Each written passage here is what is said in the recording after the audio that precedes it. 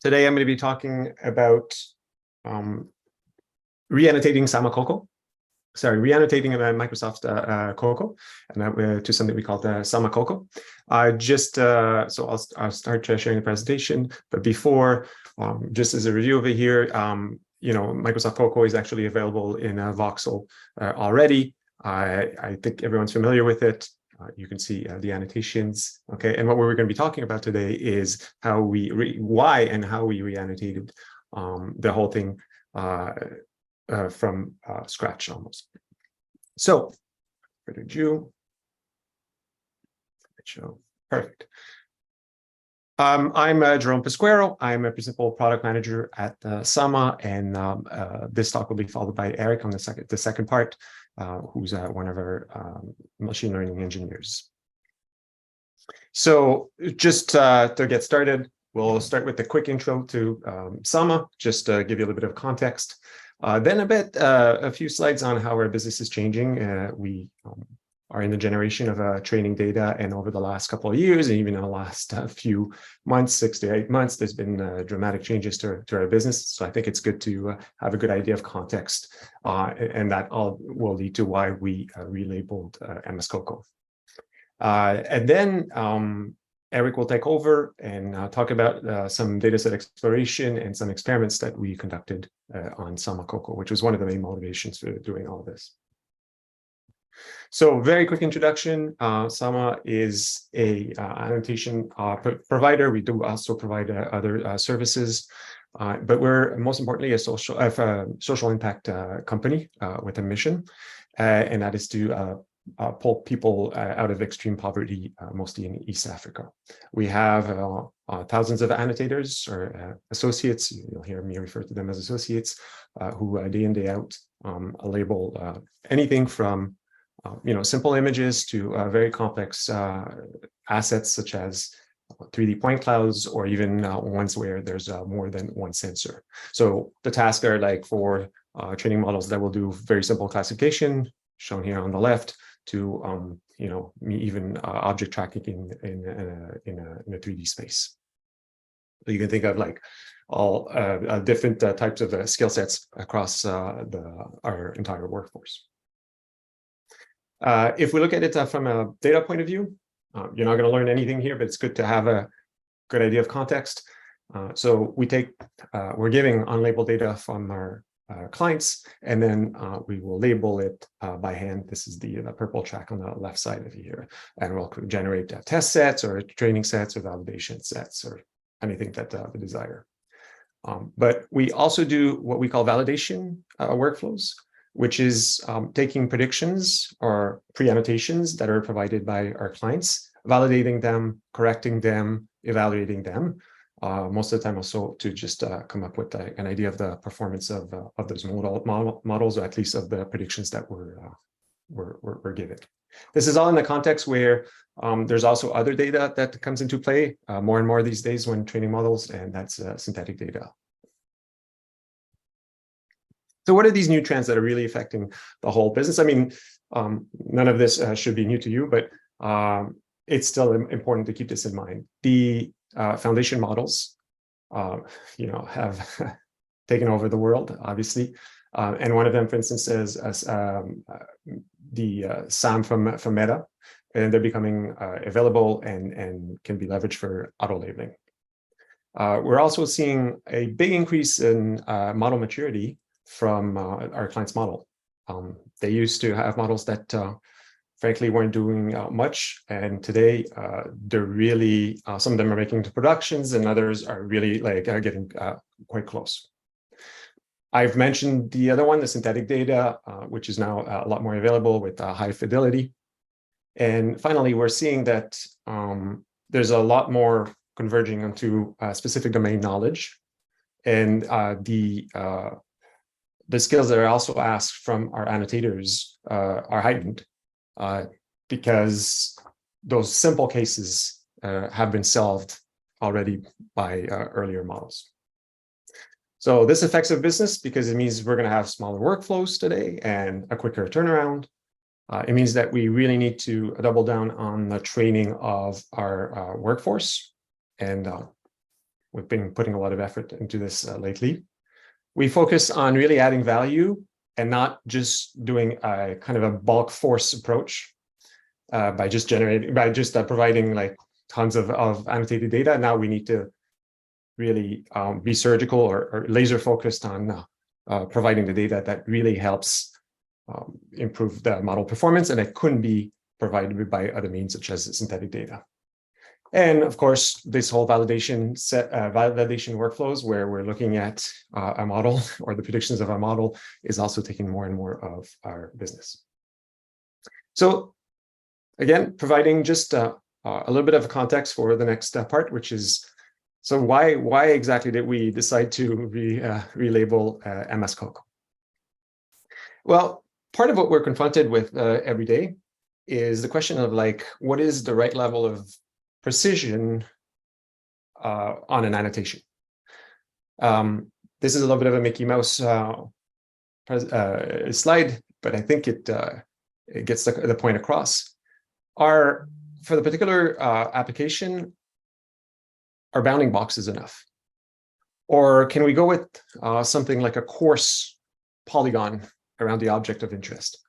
Or does it actually need to be super precise, maybe even within a tolerance of 1 pixel?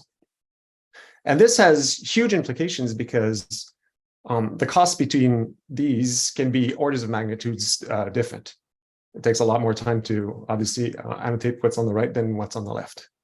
And one of the issues that we had at Sama is that we didn't really have a good feel for exactly what is the right sweet spot between not wasting your time and your money on annotating too much, but still getting a quality that is going to be useful to the model training. Here are even more extreme examples of annotations that we've done, which I always like to show because they're very illustrative. The one on the right is actually from the COCO dataset. So another thing that you need to keep in mind is not only the output of the annotation that is important. So whatever you're providing to the client, but also the process of the annotation. Here on the left side, you can see just adding crop pixels that have been missed by a pre-annotation. So this is in the context of evaluation workflows where the pre-annotations or the predictions for the models have been shared with us. In the middle one, you're doing something completely different. You're kind of thinning the contour of something that was already found by the model. It's just like it bleeded over on the background. And finally, on the right side, here we're correcting what the model had identified as a crop, but it really is a weed. And we can try to infer the fact that at the right side, this is the most important use case, probably is, but it's usually our clients who are going to know better which one of these three is most important. There's actually a bunch of other scenarios. So we're familiar with and we've been doing this for a while, generating quality annotations. We have processes in place. One of these is the generation of a quality rubric, which is the output of a discussion or multiple discussions that we have with the clients around what is important to them. And we come up with a grid of penalties with all the different errors or that annotators might make throughout the whole project. So things that you would expect, such as if they forgot an object, which happens from time to time, well, that's a penalty of 100%, and we need to discard that task and restart it. Something that's a little less serious, for instance, would be one of the attributes of the objects has been forgotten or is just wrong. Okay, so penalty of 5%.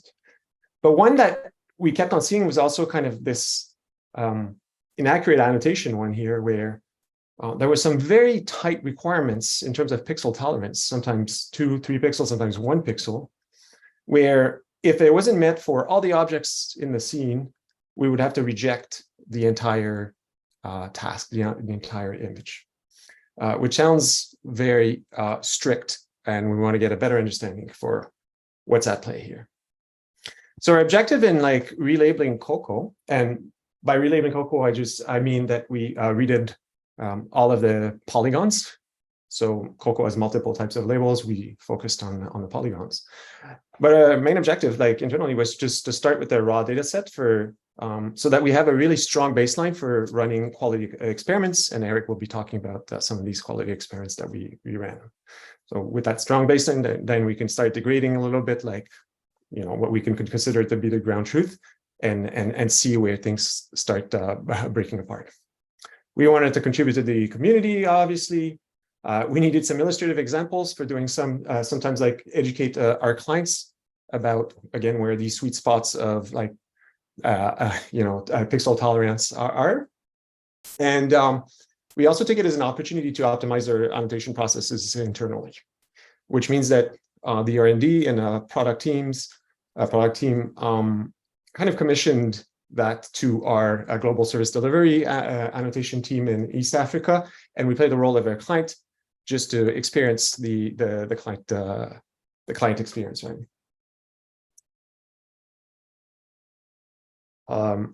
So as I just said, we went through the regular Sama process. We provided some very simple instructions. We wanted the polygons to be as precise as possible, as close as possible to 1 pixel tolerance. COCO has the original COCO has a concept of crowds of objects, which are, if there's like too many instances of the same object, just put them in one big object and just, you know, draw a coarse polygon around the crowd. We wanted to actually have more instances, so that was another of our instructions. In some cases, it wasn't possible to take all the crowds and just decompose them into the individual instances because there's just too many instances. And we also decided to ignore small objects under 10 pixels, mostly or in width or height, just mostly because it's not use cases that we see a lot at Sama. Of course, there's simple instructions, but we had to make adjustments. This was over a few weeks. It's a huge job. There's 123,000 images in the data set. So we had to make a few adjustments just to balance quality and time. And that meant that there was not always the same number of annotators assigned to the project. It also meant that in some cases, the small objects were deleted, but not all the time. And sometimes we went really went further than the maximum of 75 instances in the same image. So we ended up with a data set that is exactly the same number of his images as the original one. We ended up with about 24% more instances, and more importantly, about 80% more vertices, which shows how we really tighten these polygons. This information is available on the website as well. You could see that, and this is very, very well known, like COCO has a lot of like people, instances of people. So we actually added a bunch of them. For some strange reason, it looks like it had also a lot of groups or crowds of bananas. Now we have more individual bananas. This is just to give you a little bit of an overview of the changes that were made. More importantly, you see here how, based on the object size over here, we also had a lot more instances, except for these small objects under 10 pixels wide, so around 100 pixels, where there's a drop. And this is my slide, my last slide before Eric takes over. We had fun. We could do this on Voxel, actually. We said, well, what if we take Sama-COCO as a ground truth? Because we have now 2 data sets, but they're really based on the same assets. And we take Sama-COCO as the predictions, and we applied some model performance and check what happens. It's kind of absurd, but it's just to highlight the fact that comparing 2 data sets, even if they're exactly the same, doesn't make that much sense. And as I can see over here, the performance isn't great. You could also do it the other way around if you want, like assume that Sama-COCO is the ground truth and MS-COCO are the predictions. But this leads to what Eric's going to be talking about. Great. So In the next section, I'm going to be talking about quality, and particularly we're going to be focusing on tolerance. So we can jump to the next slide, Jerome. Yeah. So at a high level, like we're going to kind of have to go through some basic things. I know a lot of you know IOU and how it's used as a metric, but we really want to look at where IOU can be used and where it might fail. And so we can use these concepts to kind of motivate how we can measure, I guess, similarities or differences, particularly in the stylistic changes between MS-COCO and Sama-COCO. And then what we can do is we can kind of say, hey, if we treat one data set as a gold standard, knowing that it's been done with a little more precision, we can look at some realistic deformations to these annotations and kind of figure out how much tolerance can a model be subjected to before its performance start to degrade. And so as a whole, I mean, as we kind of expect, performance is going to be proportional to really the size of an instance, particularly on detection tasks. So really high level, I think the big thing here is before making a decision on what data set is actually better, I think you kind of have to consider what your application is trying to do. So you can have things like fine-grained understanding, which is really like pixel level precision. Here, you should pretty much care about the tightest possible boundaries you can. This could be useful in VFX editing or medical intervention, where you might require like the boundary to a certain pathology and there's a risk in making a mistake. But then you have something like a course level understanding. So object tracking, localization, counting. And here, whether your box is pixel perfect or not, it might not matter. So the big thing is before you say this data set is better than another data set, I think you kind of have to gauge what you're trying to do as a whole. And so, we can look at IOU, and IOU is a bit of a tricky metric because at its core, it's measuring something more along the lines of detection. So IOU is that criteria, and it's measuring the intersection divided by the union of these two boxes. And as you can see, as you have more and more overlap between two masks or two boxes, the metric will grow more and more. But there's a problem with this, namely that IOU is biased. And this is kind of like an unspoken thing. I feel like a lot of people don't consider that IOU might be really great if you're dealing with large instances, but when you're dealing with smaller instances, it tends to degrade. And so in particular, IOU is sensitive to the absolute size of the masks being compared. It's also relative to the differences. So if you have stylistic differences between, let's say, a model prediction and what you're expecting it to be, this will be reflected in the metric itself. And yeah, as a whole, small masks are way more sensitive to these changes. So when you look at the figure on the right, in blue, you can see that the drop-off between IOU, between some kind of ground truth and some stretched version of the same box, like you're going to get huge drop-offs because a pixel along the boundary matters much, much more. And so you kind of have to play around with how you use these metrics, especially if you're going to use it as a surrogate to measure how good a model performance is. So in particular, IOU doesn't characterize anything by the similarity of a contour. However, the contour is what you typically care about when you're dealing with anything precision related. We can jump to the next one. So, we should consider what kind of noise we might expect in our annotations and where things can come from. How realistic is it even going to be to get really high quality? So, for example, annotations will always have some kind of implicit uncertainties, whether they're coming from individual sensors or the method you use to actually annotate something. So for example, you can have noisy transitions between boundaries and edges, or you can just have artifacts based off of the rasterization protocol that you decide to use. And so really your pixel tolerances are going to be dependent on a lot of different factors throughout the process. And, it might be apparent and it might not. So this zebra, we can dilate by 2, 3, 4 pixels.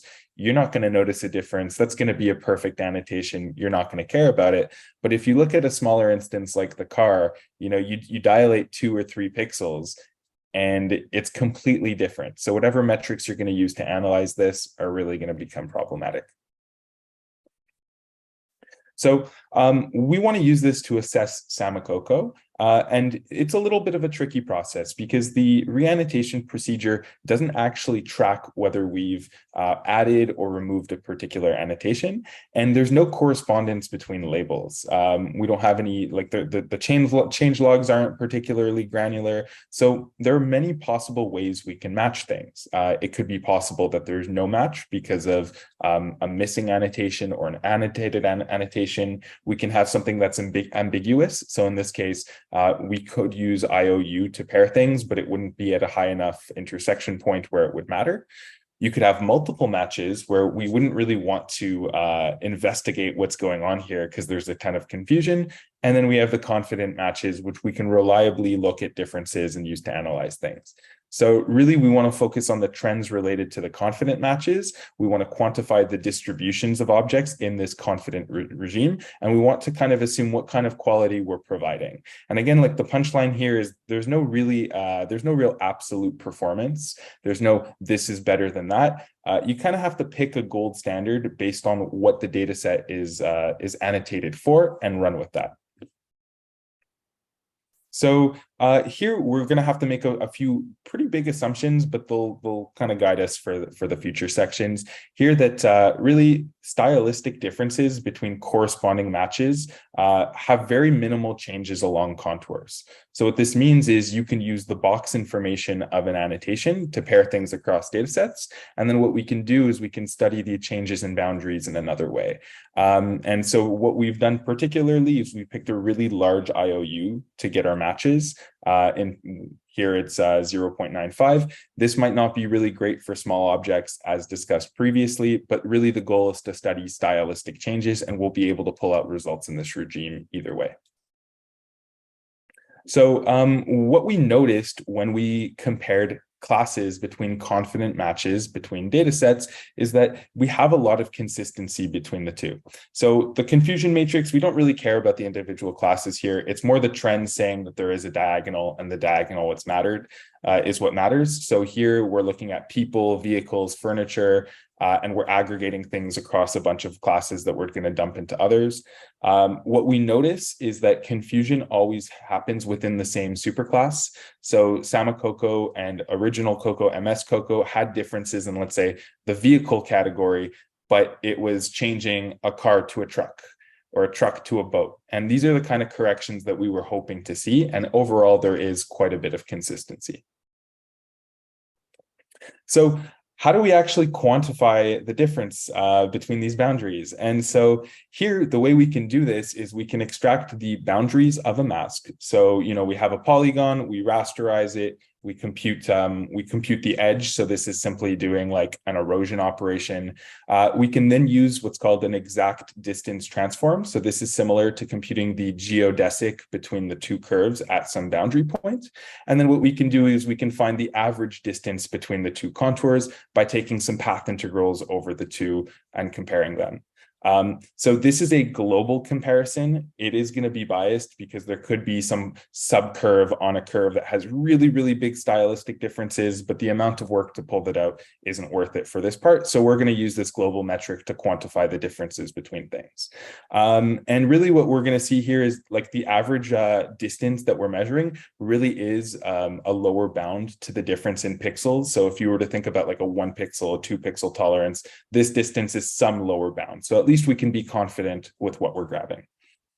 And so visually what this would look like, and you can see in the top row versus the bottom row, is we'll start with an image, we'll get the mask, we'll get the bounding box. So this is a paired match, and we can extract the contours. As you can see in the giraffe on the top, particularly where the legs are and the tail are, there was quite a bit of difference.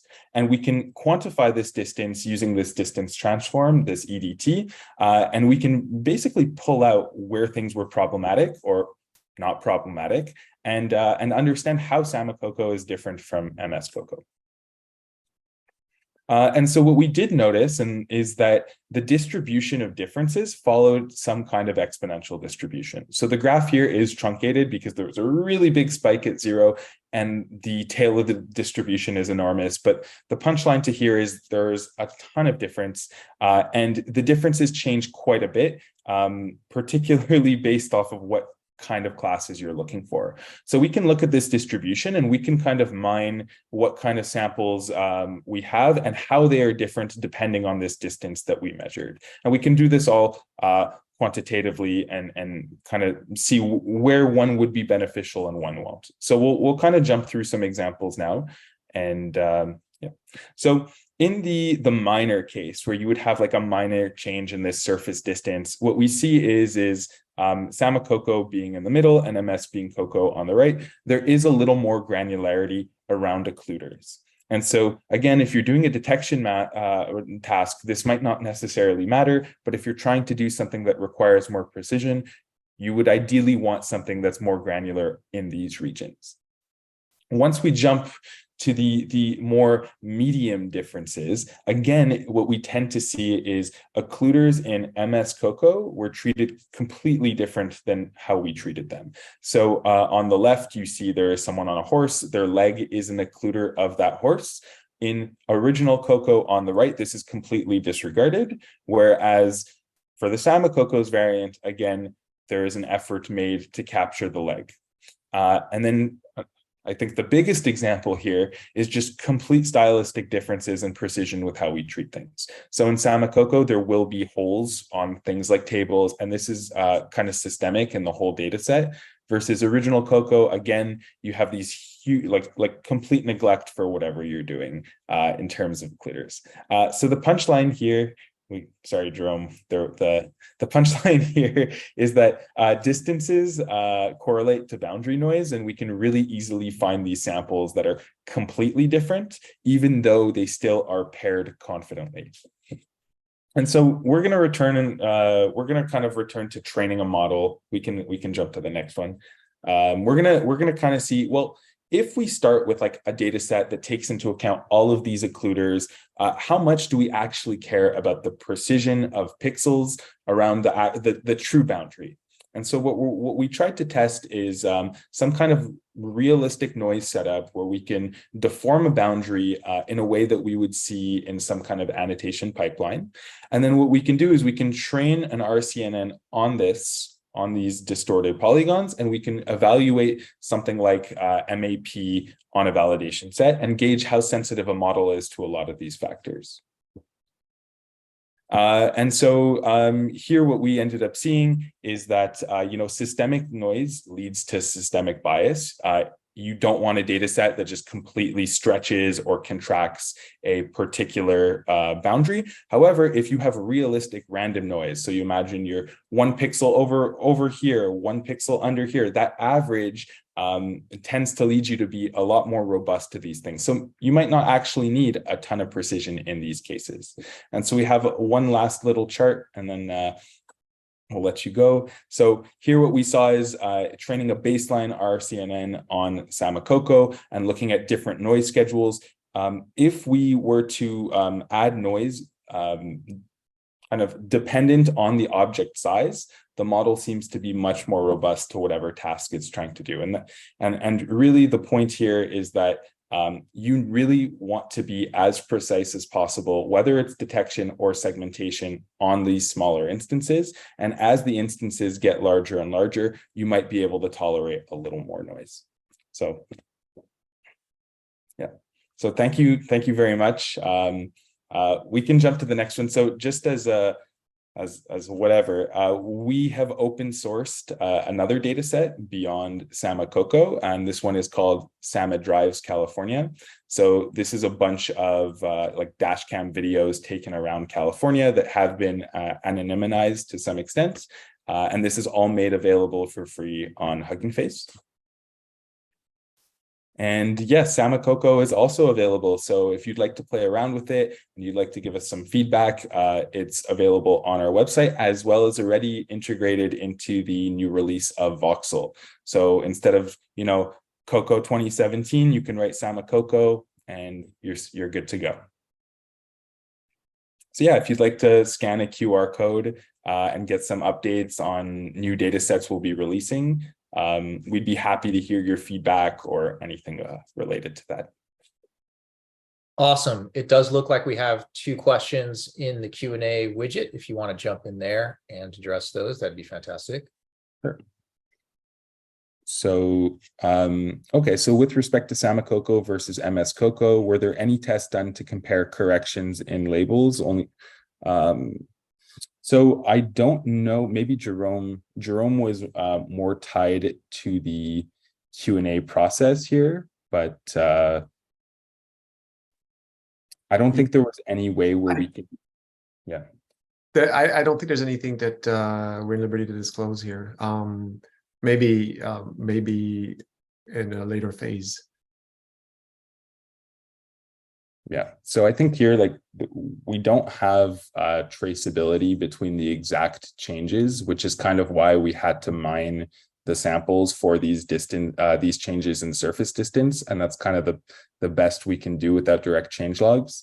The problem is because there were so many instances added or removed, it made the problem of doing direct tracking that much more complicated.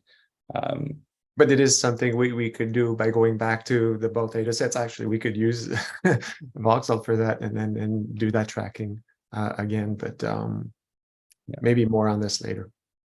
Yeah. And so I think the last point is, we tried to train things on original COCO and Sama-COCO, but again, unless you treat one model as a gold standard, you can't truly assess what model might be better for your application. So kind of what we showed with the table, we noticed that model predictions were a lot more in line with handling occluders. But the question is like, if you used original COCO as your test set, you would be penalized for those kinds of predictions. And so it's kind of a game of cat and mouse, and you have to roll with one standard and just and say, hey, I think this is better for me as a whole.